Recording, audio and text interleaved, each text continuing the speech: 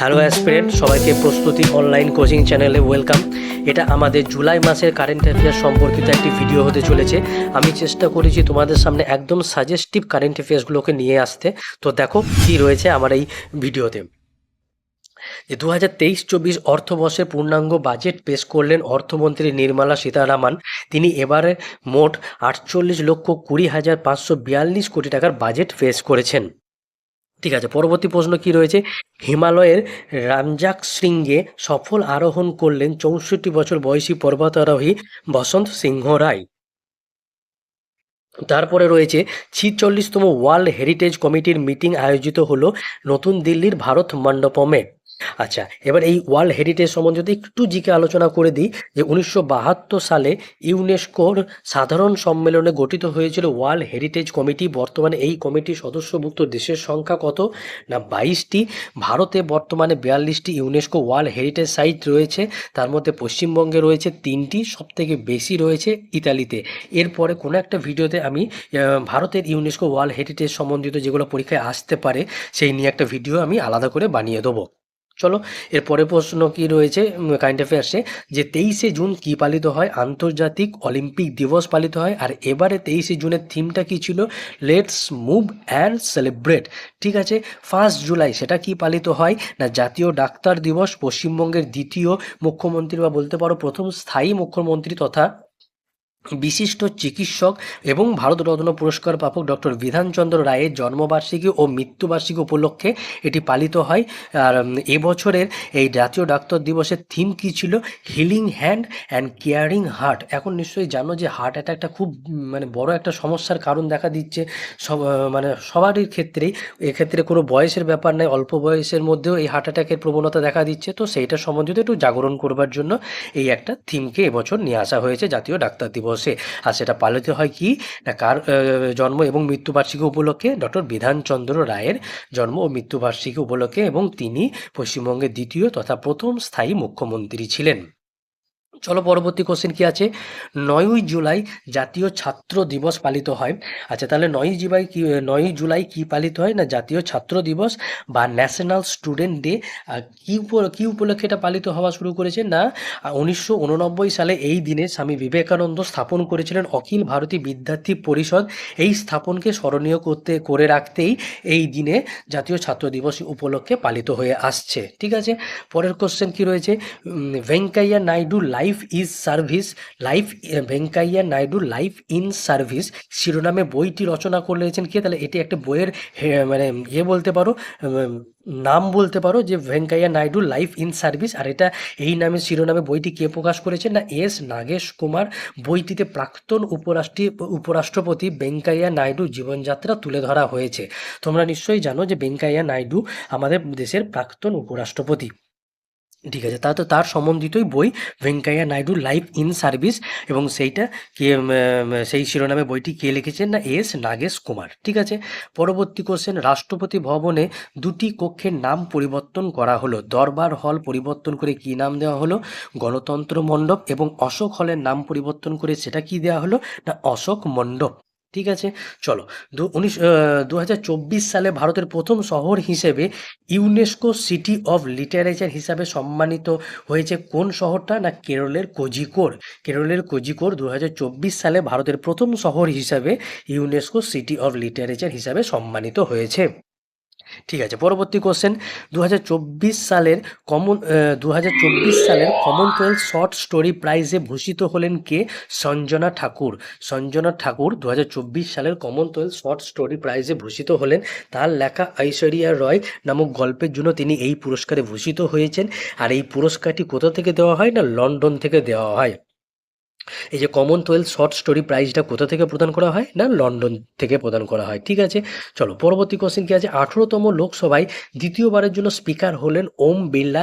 তিনি এবার লোকসভার নির্বাচনে কেরলের মালভিক্কারা লোকসভা কেন্দ্র থেকে জয়লাভ করেছিলেন। এটাও একটা ইম্পর্টেন্ট, যে এবার ওম বিড়লা 18তম লোকসভা নির্বাচনে ওম বিড়লা কোথা থেকে জয়লাভ করেছিলেন? না কেরলের মালবিকারা।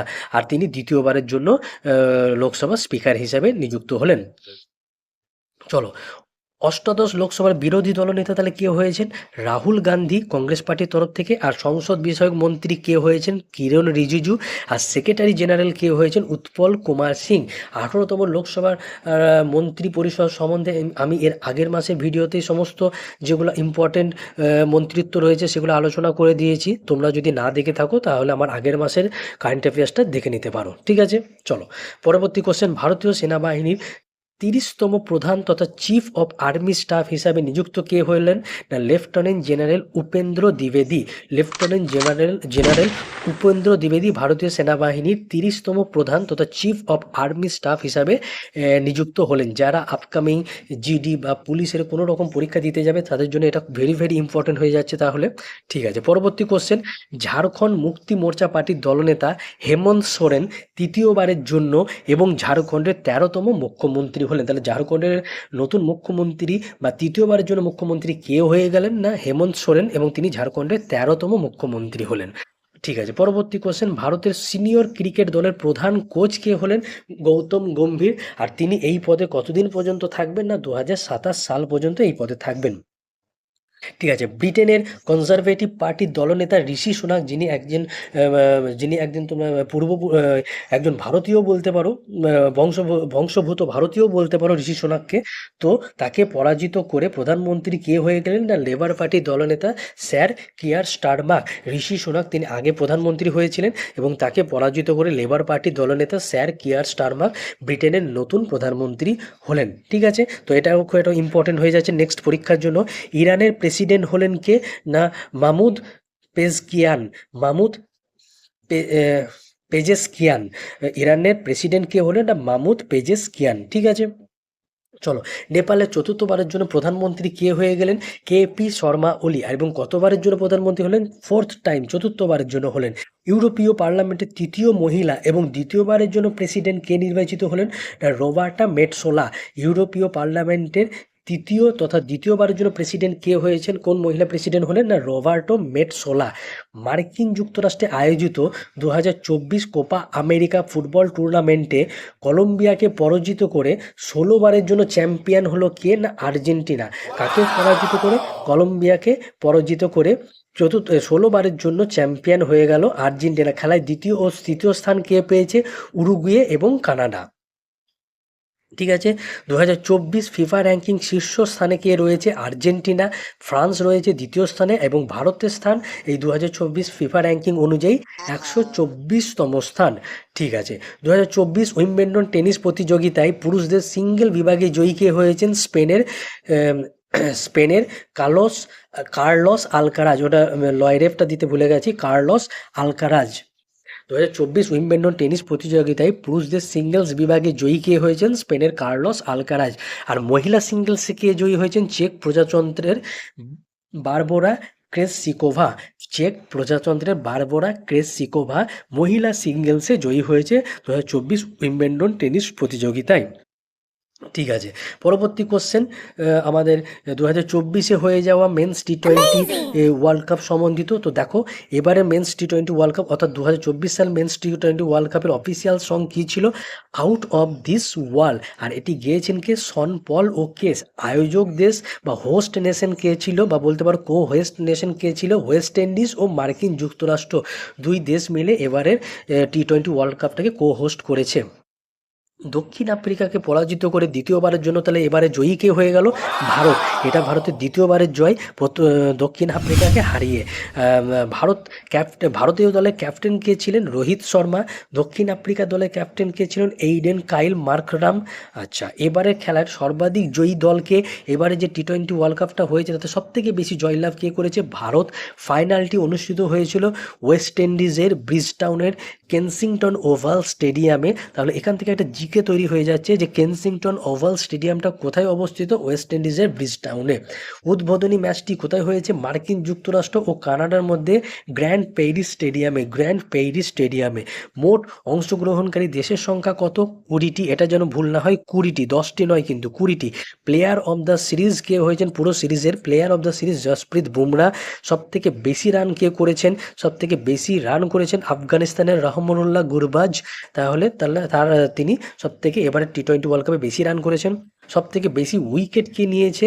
দুজন নিয়েছে, আফগানিস্তানের ফজলুল ফারুক এবং ভারতের আর্শদীপ সিং, দুজনেই 17টি করে উইকেট নিয়েছে। এবার 2024 টি-20 ওয়ার্ল্ড কাপে টুর্নামেন্টে 3টি হ্যাটট্রিক হয়েছে।